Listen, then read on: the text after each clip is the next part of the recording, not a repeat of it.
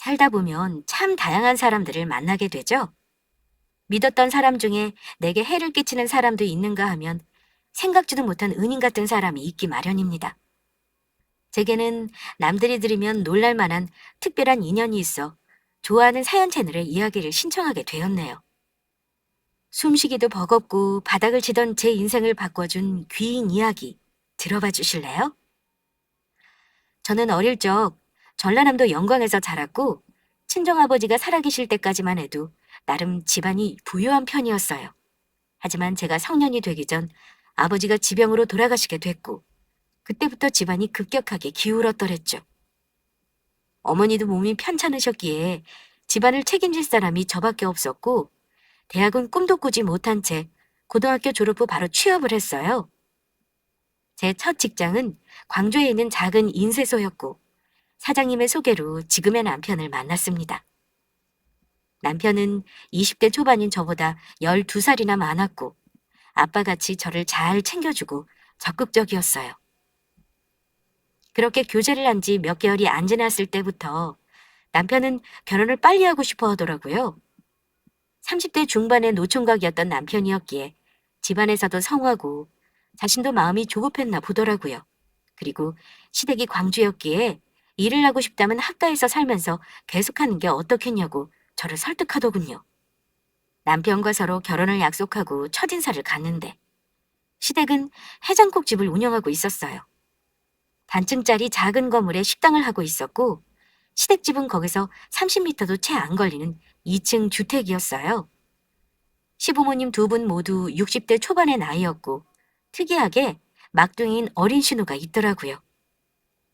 효정양, 들어보니 영광 사람이라면서요? 나는 그 옆에 담양이 고향이에요. 아들한테 듣던 대로 참하게 생겼네요. 감사합니다, 어머님. 지금 직장이 광주라고 들었는데 월급도 조금 준다지요? 사실 나는 며느리가 들어오면 일보다는 가정생활에 충실했으면 하지만 요즘 젊은 사람들이 어디 그러려고 하겠어요.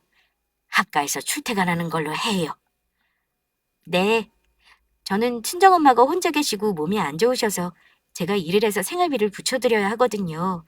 그래서 결혼하고도 계속 일을 했으면 좋겠어요. 들어보니 아버님 돌아가시고 엄마랑 둘만 산다지요? 우리 집안은 시집 올 때 뭘 많이 해오라는 식의 얘기는 안 할 예정이에요.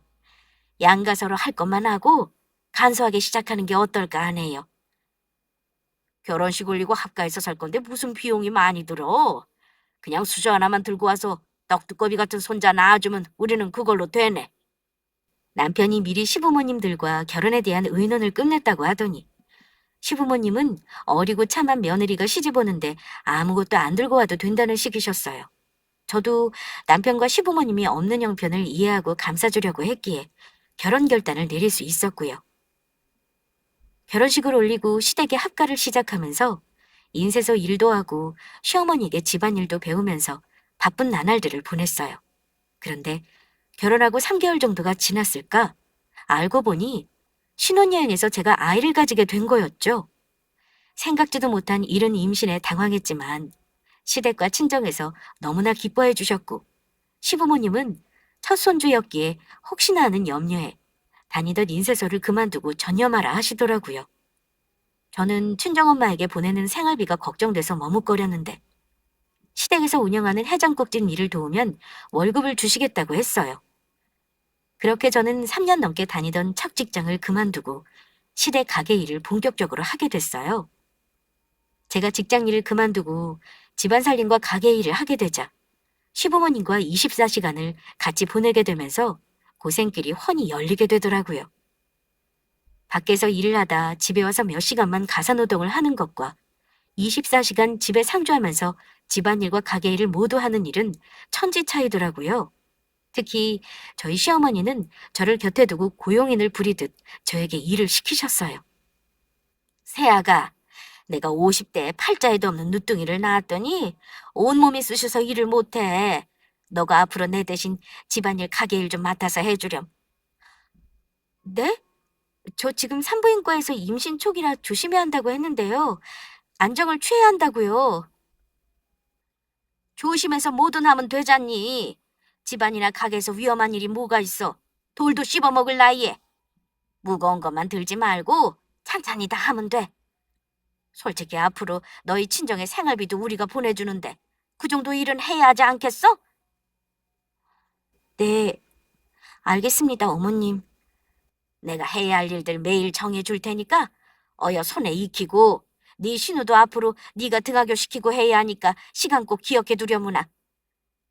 아가씨야 학교 등하교까지 저보고 시키라는 말씀이세요? 가게 일이나 집안일도 충분히 많은데 제가 어떻게 그것까지 하나요? 뭐가 어려워? 이신했다고 누워있으면 안 돼. 운동도 해야 하는데. 응? 걷기 삼아 신우 데려다주고 데리러 오고 하면 되지. 이럴 거면 차라리 막달될 때까지 그냥 인쇄소 일이나 할 걸 그랬다는 생각이 절로 들었어요. 제가 보기에는 시어머니 몸이 그렇게 안 좋다고 보이지 않았고 물 한 잔까지 떠다 바쳐야 하는 상황이 너무 힘들었어요. 거기다 엎친 데 덮친 격으로 이제 12살인 신우까지 저보고 돌보라는 거예요. 앞으로 아이 낳으면 어차피 육아를 해야 하는데 처음 하는 것보다 신우를 키워보면서 미리 경험을 해봐야 한다나 뭐라나요? 핑계 없는 무덤 없다고 시어머니의 자기 위주의 지시에 하는 일이 너무 많다는 말이 목까지 차올랐으나 시부모님이 친정 생활비를 주기로 한 이상 제가 어떻게 거부할 수 있었겠어요? 남편에게 시댁에서 하는 일이 많다고 하소연을 해봐도 밖에 나가 일하는 것보다는 편할 거라는 속도 모르는 말만 되돌아왔고 시댁에서 절 도와줄 아무도 없이 입 꾹 다물고 시집살이와 넘쳐나는 일들을 소화해야만 했죠. 그렇게 제 개인 시간 한번 가지지 못하고 산재한 시댁 일들을 하다 보니 막달이 되었고 첫째 딸을 낳게 되었어요. 아들을 원하셨던 시부모님과 남편은 실망한 기색이 역력했으나 둘째는 꼭 아들을 낳으라고 하시더라고요. 첫 아이를 낳고 산후조리는 친정엄마가 시댁에 오셔서 도와주셨고 어찌 보면 제가 결혼하고 가장 마음 편하고 행복한 시간이 아니었나 싶네요. 아이가 첫돌이 되면서 시어머니는 본격적으로 제게 신우를 맡겼어요. 아이들은 같이 커야 좋다면서 신우를 첫째, 손녀를 둘째로 생각하라는 말만 남기고 심지어 자신은 취미생활을 즐기러 다니시지 않겠어요?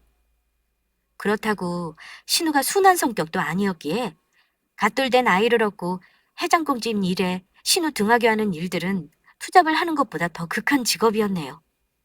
그러던 한날은 신우를 하굣길에 데리러 갔더니 같은 반 여자아이와 싸우고 있더라고요. 보아하니 다른 아이들보다 머리 하나는 더 큰 신우가 아이를 일방적으로 때리고 있는 꼴이었어요. 아가씨, 아무리 화가 나도 친구를 때리면 어떡해요? 그만해요. 얘가 자기 지우개 맘대로 가져다 쓴다고 나를 먼저 때렸어. 그걸 어떻게 참아? 엄마 아빠도 당한 만큼 꼭 갚아주려고 했단 말이야. 그래도 친구끼리 사이좋게 지내야죠. 여자친구 얼굴을 저렇게 핥기면 되나요? 사과하세요. 싫어. 난 잘못한 거 없는데 어떻게 사과를 해? 언니는 멍청한 거야? 왜 그런 등신 같은 소리를 해? 아가씨, 말도 이쁘게 하세요. 아무리 그래도 제가 새언니인데 등신이라뇨. 저랑 이 친구 집에 가서 같이 사과해요. 싫어. 하고 싶으면 언니나 사과하고 와. 난 집에 먼저 갈 테니까. 당시 신우는 초등학교 고학년이 됐었는데 세대 차이가 있어서인지 사춘기가 빨리 오더라고요. 원래 고집불통에 자기 맘대로 해야 하는 성격인데다가 사춘기 반환까지 합쳐져서 제가 무슨 몸종같이 불임을 당하면서 돌보고 있었어요. 그날도 자기 반 여자의 얼굴을 꼬집고 흉터를 내서 제가 그 집 부모들에게 너무 죄송하다고 고개 숙여 사과를 해야 했었죠. 누가 봐도 신우가 잘못한 일이었고 명목상 제가 보호자였기에 해야 하는 일이었지만 신우 골다구에 속아서 열불이 나더라고요. 어려도 신우다 보니 한 대 쥐어박을 수도 없고 말 그대로 총체적인 난국이었죠. 신우는 어릴 적부터 성격이 자기 고집대로만 해야 하는 성격이었는데 타고난 것도 있었지만 시댁 식구들이 막둥이라고 오냐오냐 키워서 더 그렇게 된 것 같아요. 어릴 적부터 성년이 될 때까지 신우가 시댁의 보스나 마찬가지였죠. 저도 한 번은 제 자식 인형을 마음대로 뺏어가 울리는 신우에게 한 소리 했는데 그걸 시부모님과 남편에게 일러바쳐서는 제가 되려 당한 적도 있었어요. 그런 일들이 얼마나 많았는지 몰라요. 시부모님과 남편은 손주 자식보다 신우가 우선이더라고요. 그 뒤로 저는 반포기하고 제 풀에 꺾여 그냥 신우가 해달라는 대로 해주고 말았고요. 그렇게 20년이 지나 나이 30살이 넘어서도 신우는 저한테 이래라 저래라 부려먹는 게 습관이 되어 있었어요. 하루는 저한테 자기가 중요한 회의 서류를 집에다 두고 왔다며 당장 가져다 달라는 게 아니겠어요? 한창 해장국집 일을 하고 있던 바쁜 저보고 직접 가져다 달라고 떼를 쓰는 바람에 금방 해주고 말아야겠다 싶어서 신우가 일하는 1시간 거리의 신우 회사를 갔어요. 신우는 3년 전 20대 후반에 임용업계에서도 유명한 회사에 화장품 연구원으로 입사를 하게 됐었어요. 한 성격하는 신우였지만 나름 머리가 좋은 편이었고 대학원 박사까지 한 재원이었거든요. 신우가 다니는 회사는 중소기업이었지만 화장품을 직접 개발해서 가성비 품질 좋은 회사로 유명한 곳이었고 시부모님 남편이 신우의 입사를 엄청 자랑스러워 했더랬죠. 신우네 회사를 직접 간 건 처음이었는데 식충 건물의 규모가 꽤 크더라고요. 제가 서류를 전하러 갔더니 마침 점심시간이라서 신우가 팀 직원들과 회사 건물 로비에서 저를 기다리고 있었어요. 아가씨, 늦지 않아서 다행이네요. 말한 서류가 이게 맞죠? 왜 이렇게 늦었어요? 또 돈 아낀다고 버스 타고 왔죠? 급한 거니까 택시 타고 오라고 했잖아요. 점심도 못 먹으러 가고 기다리기만 하고 이게 뭐예요? 미안해요. 그래도 택시비가 10,000원이 넘는데 어떻게 그냥 타요? 앞으로 아가씨나 집에 중요한 거 두고 가지 마요. 아까 연락받고 얼마나 깜짝 놀란지 알아요? 서류 한 번 가져다 준 거 가지고 엄청 생색이네. 그만 가보세요. 잔소리 좀 그만하고요. 진아 씨, 이분은 누구셔? 이분 때문에 점심도 안 먹고 기다린 거야? 우리 집에서 일하는 식모예요. 제가 회의 자료를 깜빡하고 집에 두고 왔지 뭐예요? 그래서 빨리 오라고 그렇게 말했는데 느려 터져서 원. 진아 씨 엄청 부잣집인가 보다. 잘 산다는 말은 들었지만 집에 고용인도 두고 그래요? 좋겠다. 우리 맛있는 점심 먹으러 가요. 제가 후식으로 커피 쏠게요. 급한 일이라고 해서 제가 버스를 타고 내려 뛰어왔기에 숨을 헐떡이며 인사를 하고 서류를 주는데 신우 주변에 서 있던 직원들이 저를 보고 누구냐고 궁금해했어요. 제가 식당 일을 하다가 급히 신우 회사에 갔기에 작업복을 입고 있는 상태라서 몰골이 말이 아니었어요. 그런 남루한 제 행색을 보고 얼굴을 찌푸리던 신우는 저를 자기네 집 식모라고 소개를 하는 거예요. 예상치도 못한 신우의 대답에 저는 수치스러움으로 얼굴이 타들어가는 기분이었어요. 그때 누군가 저희 곁을 지나갔는데 신우를 비롯한 모든 직원들이 사장님 안녕하세요 라며 고개 숙여 인사를 하더군요. 누가 봐도 멋진 맞춤복을 차려입고 머리끝에서 발끝까지 부티가 나는 중년 여성이었어요. 저도 모르게 직원들과 인사를 한다고 고개를 숙이자 사장님이라는 분이 갑자기 흠칫하더니 저희 쪽으로 다가오는 게 아니겠어요? 그러고는 사장이라는 사람이 저를 빤히 바라보며 혹시 안효정? 효정아, 나 못 알아보겠니? 라고 하더라고요. 그 말을 듣고 놀라서 사장의 얼굴을 찬찬히 뜯어보는데 예전에 제가 익히 알고 있던 누군가 얼굴이 겹쳐 보이더군요. 바로 제 중학교 짝꿍이었어요. 김미연이라는 세 글자를 어떻게 잊을 수 있을까요? 제 동창이 신우회사 사장이었다니 너무 놀라서 제가 입을 떡 벌리고 바라보자 친구는 너무 반가워하며 저를 얼싸안았어요. 그러다가 제게 자기 회사를 어떻게 알고 찾아왔냐고 묻더군요. 그렇게 찾으려고 해도 찾을 수가 없더니 이렇게 만나게 된다며 세상 천진한 얼굴로 반가워했고요. 그 순간 주변 직원들 중에 한 명이 신우를 가리키며 지방 가정부라고 하던데라고 하자 친구는 조금 놀라는 얼굴로 그렇구나 하면서 저에게 시간이 있으면 당장 자기 사무실로 가서 얘기 좀 하자고 했어요. 저는 하얗게 질려가는 신우 얼굴을 뒤로하고 동창 친구를 따라 회사 사장실로 갔고요.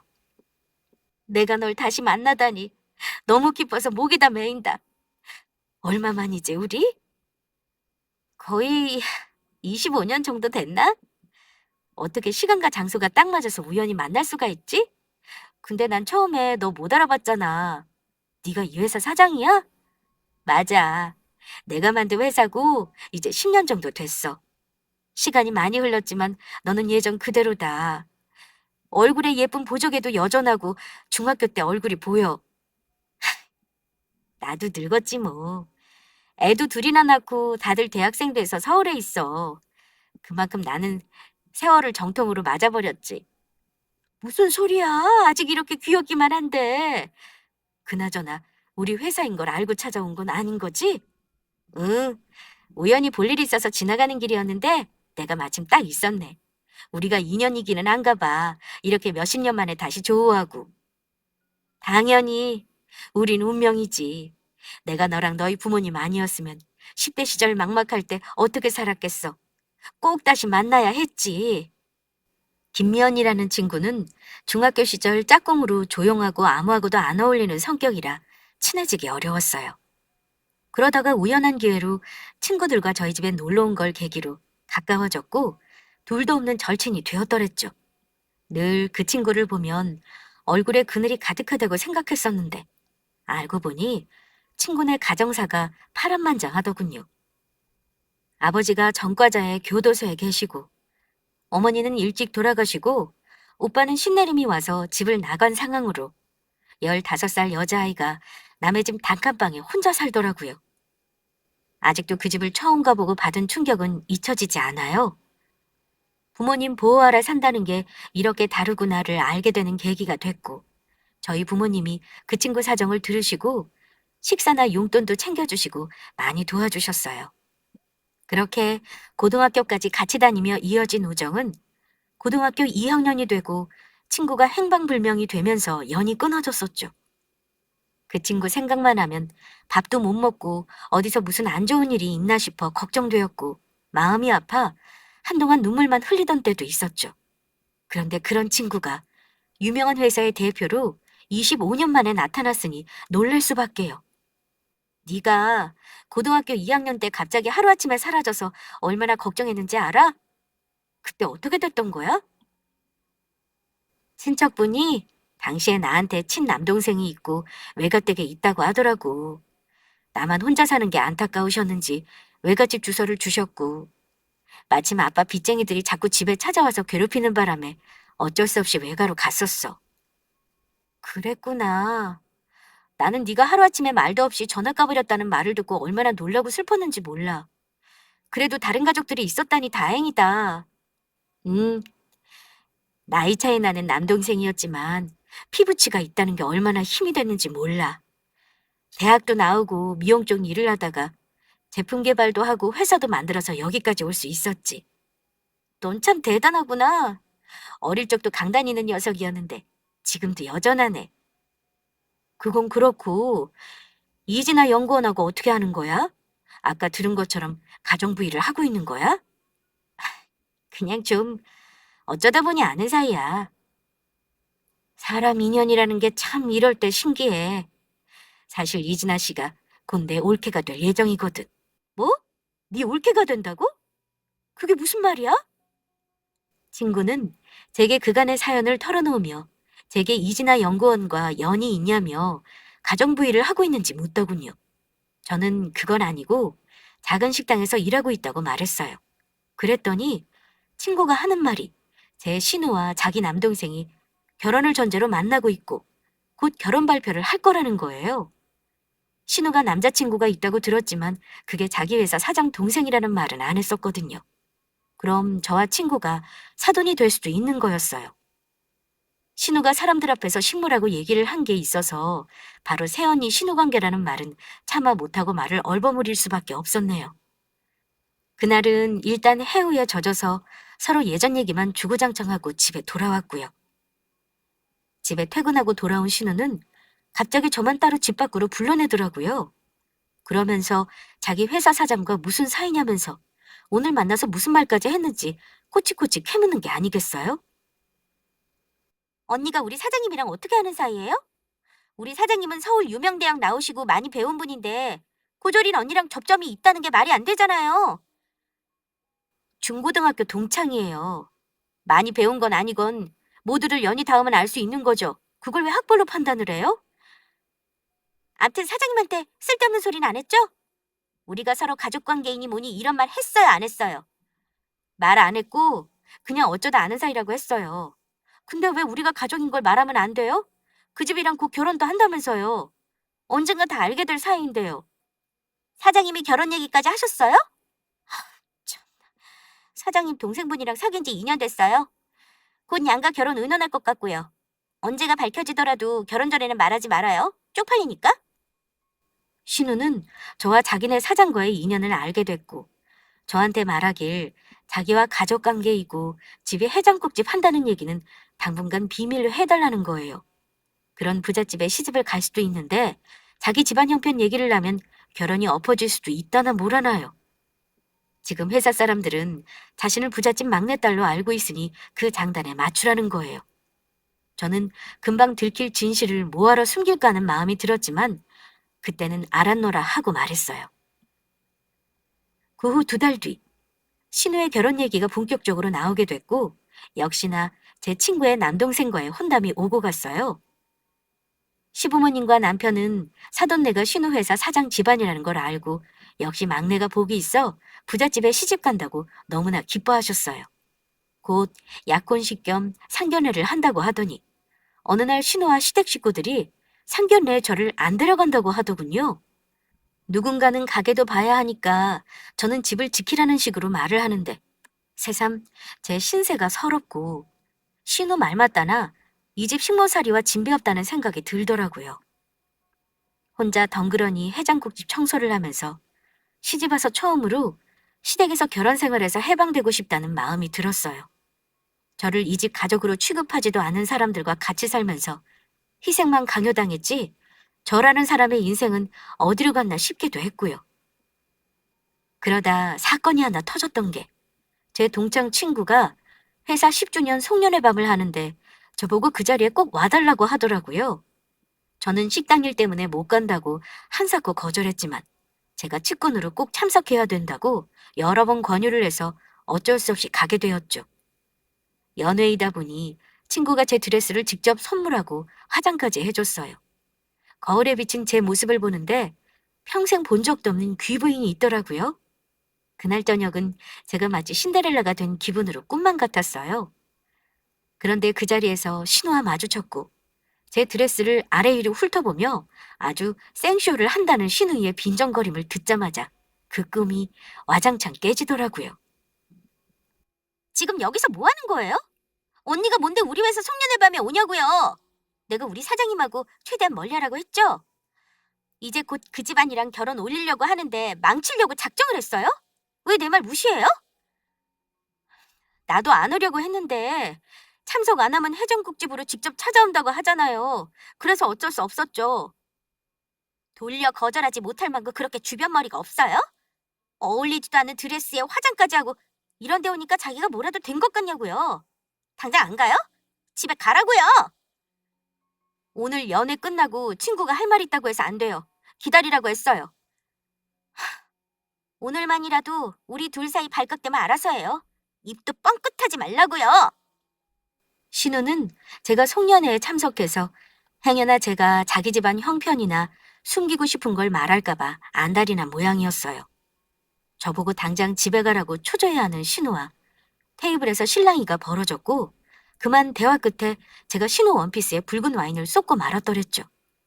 하필 신우 드레스가 아이보리 계열의 밝은 색이었는데 와인을 엎었으니 옷이 엉망진창 되어버렸고 말았고요.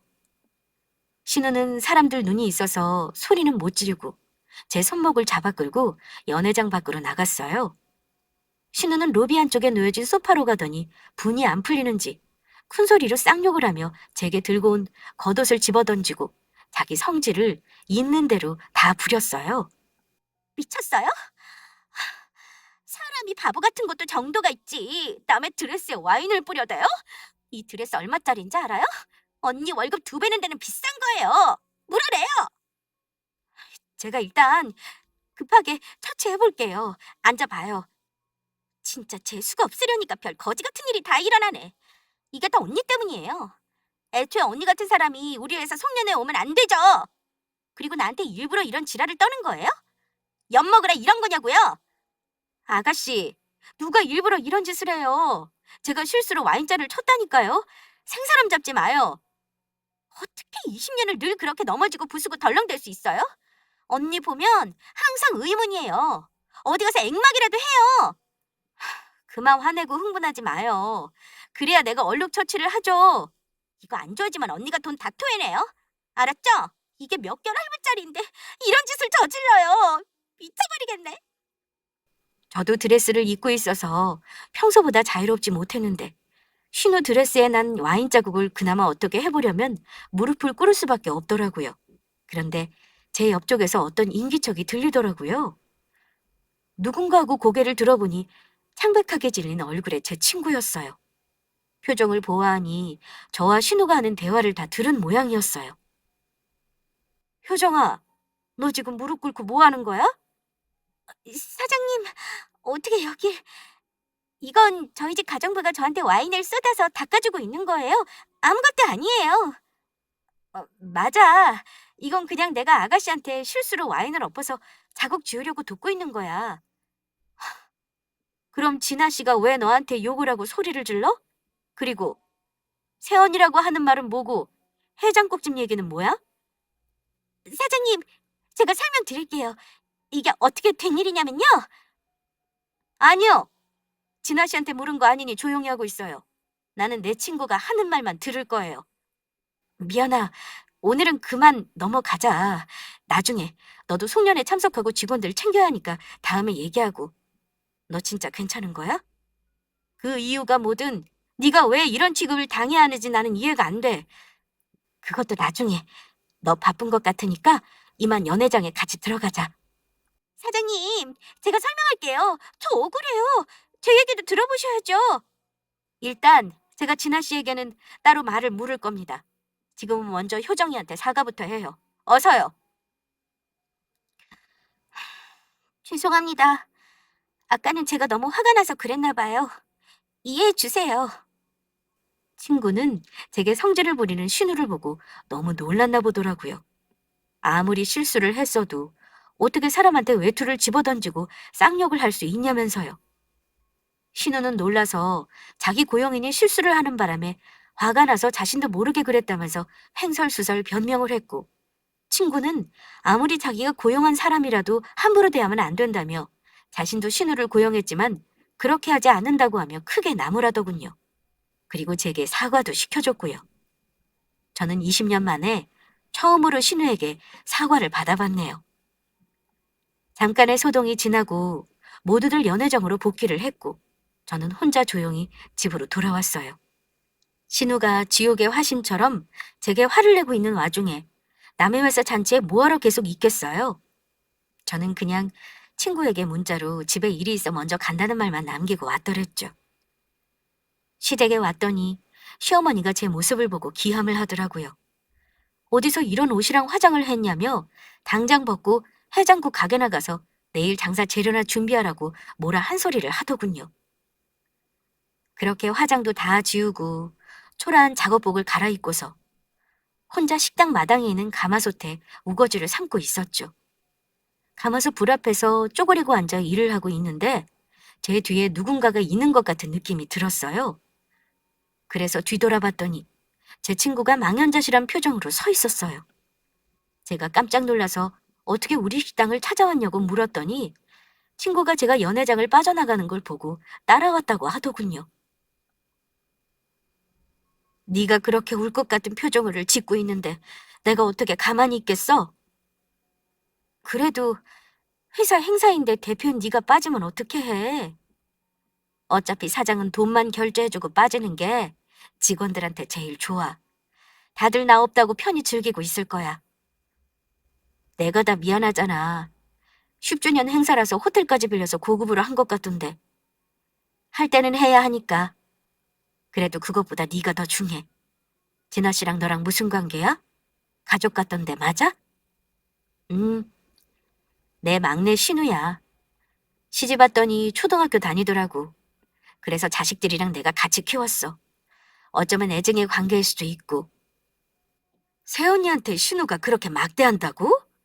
욕도 하고 물건도 집어던지던데. 진아 씨 엄청 참하고 차분하게 봤었는데 완전 다른 사람이더라. 성격 없는 스타일은 아니야. 아까는 화가 나니까 더 했던 거고. 그래도 그렇지. 너를 사람들 앞에서 식모라고 소개를 해? 나는 퍼즐들이 맞춰지는 것처럼 아까 얼마나 소름이 돋은지 알아? 도대체 너희 시댁 가족들은 너를 어떻게 대하고 있는 거니? 친구는 속상한 제 얼굴을 바라보면서 저와 신우의 관계에 대해 솔직히 말해달라고 했어요. 그래서 저는 그제서야 신우랑 올케 관계라고 했죠. 그 말을 듣고 친구는 그런데 왜 네 신우가 너를 식모라고 사람들에게 소개하고 양가 상견례에는 왜 안 왔냐고 묻더군요. 신우나 시댁에서 이런 낡은 식당을 하고 지질이 궁상인 걸 사돈네와 비교가 될까봐 숨기고 싶었나 보더라고 대답을 하는데 가만히 생각해보니 이 집 식구들이 가장 부끄럽고 숨기고 싶어 하는 건 저라는 생각이 문득 들더라고요. 그리고 저도 모르게 그간의 서러움에 눈물이 터져 나왔어요. 친구는 제가 우는 모습을 보고 꽉 안아주고는 자기 집으로 저를 데려갔어요. 저는 그간의 결혼 생활 얘기를 하면서 친구를 만나기 전까지는 지금의 내가 어떤 상황이고 처지인지 몰랐다가 진짜 사람이 누군가를 귀하다고 생각하면 너처럼 나를 챙겨주고 소중히 한다는 걸 깨달았다고 했어요.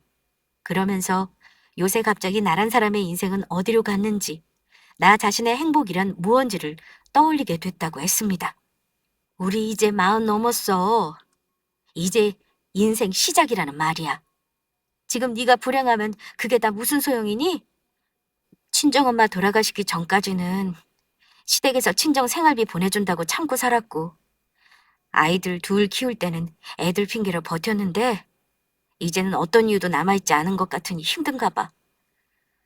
그럴 수도 있지. 다른 이야기지만 나도 회사 키울 때는 힘든지 모르다가 이제 어느 정도 선상에 오르니까 무기력함도 오고 더 힘들더라. 안효정이라는 내 이름은 사라지고 그냥 결혼 20년 차의 초라한 아줌마만 남아있는 것 같더라고. 아이들도 전부 독립해서 집을 나가고 시댁에는 아무도 내 편이 없고 가족이 없는 기분이라 더 외롭고. 충분히 그럴 수 있지. 진아 씨가 너 대하는 모습이랑 말만 들어도 네가 얼마나 힘들었을지 알 것 같아.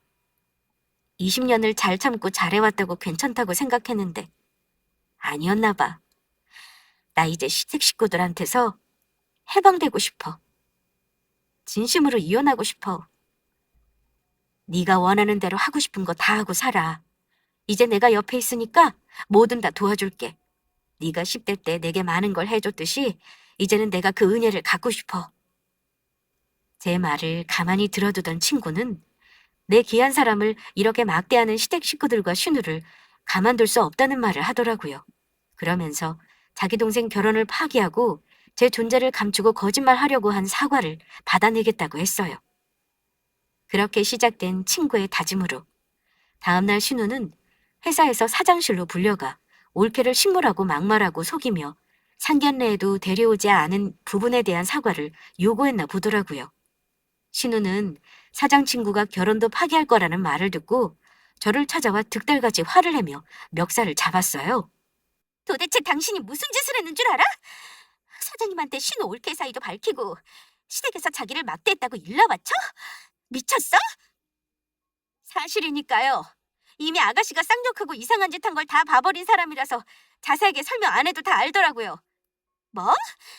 말이라도 못하면 언니 때문에 결혼 파기하게 생겼으니 각오해요. 원상복구 시켜 놓으라고요. 아니요. 저 이 집에서 나갈 거예요. 그러니 나머지 뒤처리는 알아서들 하세요. 와, 20년 가까이 같이 살면서 이런 분인 줄 몰랐네요. 똥은 자기가 뿌려놓고 뒤는 우리 보고 치우라는 거예요?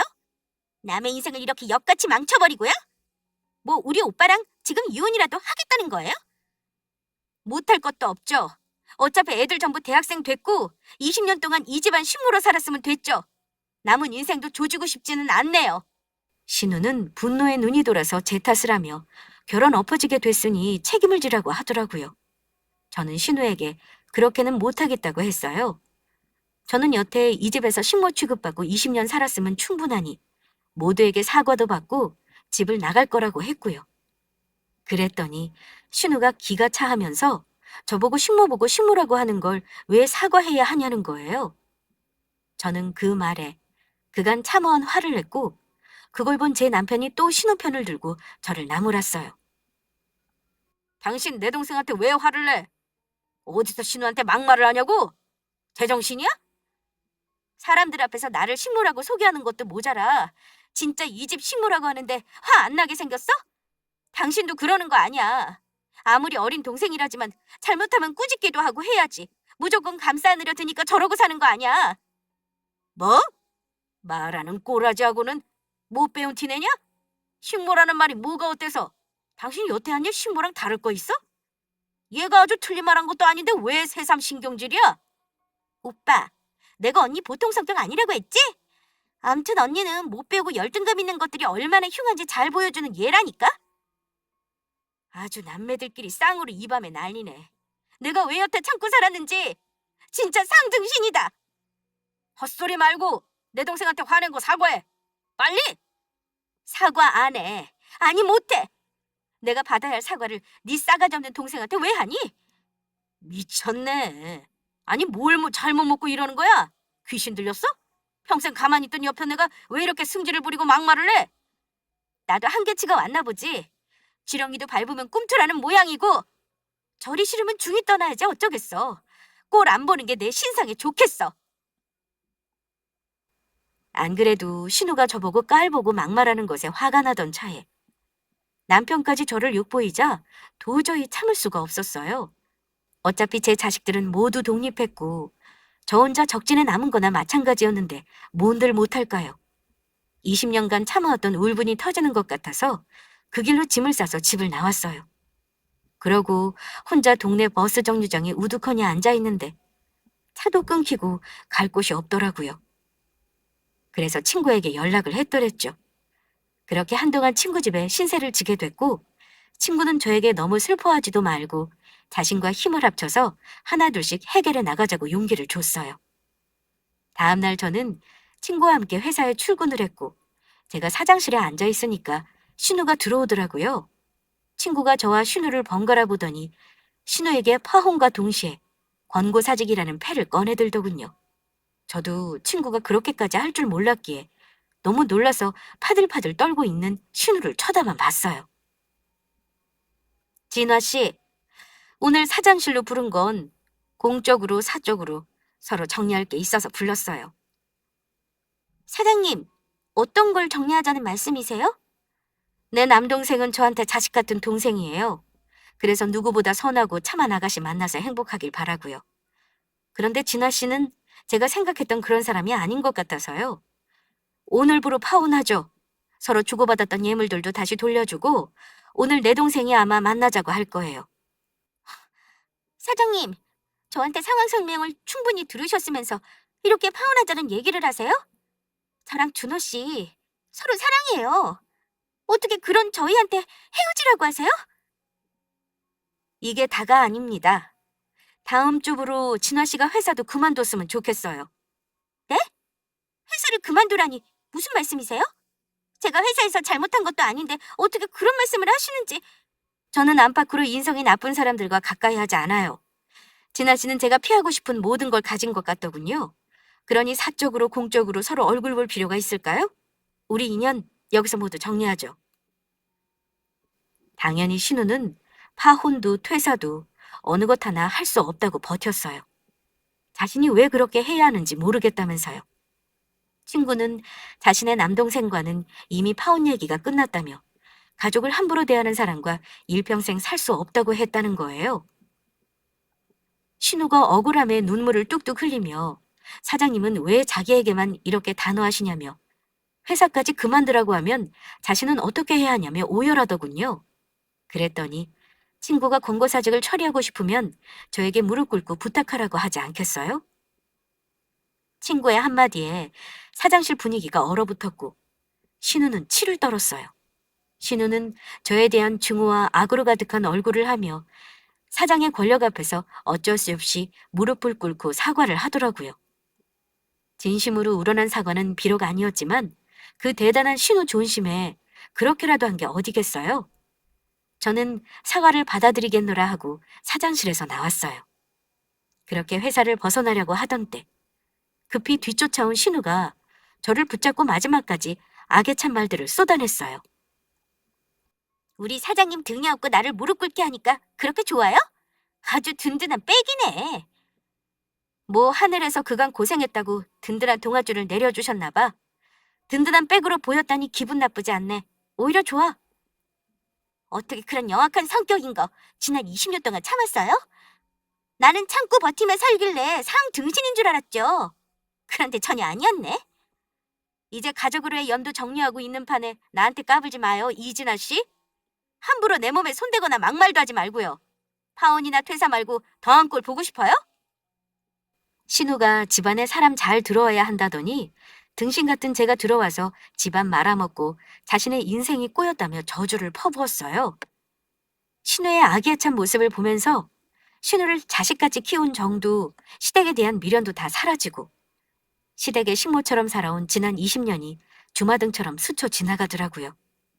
제 손목을 잡고 있던 신우 손을 내려치면서 저는 냉정하게 돌아섰습니다. 그리고 더는 시댁 식구들과 연을 맺고 살 필요가 없음을 절실히 느꼈어요. 저는 그렇게 각성을 하고 친구가 소개해준 이혼 전문 변호사를 찾아갔습니다.